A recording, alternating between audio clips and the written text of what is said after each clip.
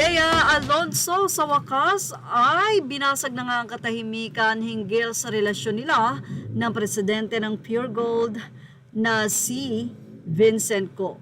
May katotohanan nga ba ang lumalabas na ikakasal na ang dalawa?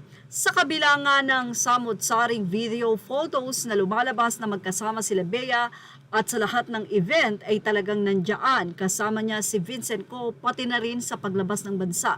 Mayroon pa nga bang i-deny si Bea o aaminin na nga ba? Yes, ang pag-amin ay naganap na nga nitong 2025 Gala Night na ginanap nga po ng GMA.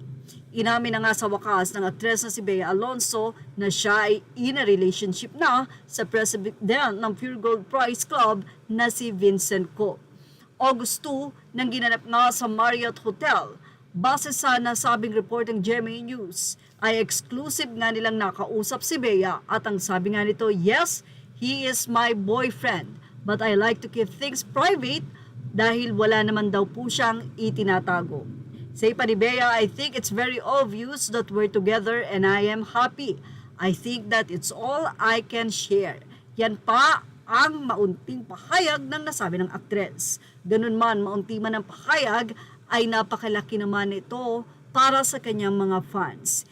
Say din ng aktres na mas pinili muna niyang manahimik para mapangalagaan ang relasyon nila ni Vincent, lalo lang at hindi naman ito kabilang sa industry na kanyang ginagalawan. So private citizen, itong si Vincent Co, especially ang kanyang mga parents, although sila ay kilala talaga sa billionaire because of their businesses, pero syempre, hindi siya celebrity na araw-araw ay makikita mo sa social media.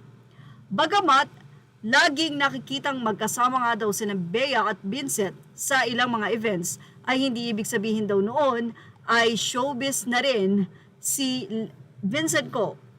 Ups and the downs of my love life, I understand the curiosity. I think the most beautiful things are the ones that are kept private. Sabi nga natin, ang mahalaga dyan ay inamin na nga ni Bea Alonso ang relasyon nito with Vincent Co. At yan ang ating show, It's Not Update. Thank you for watching. Please like, share, and subscribe. Images are all credit to the rightful owners.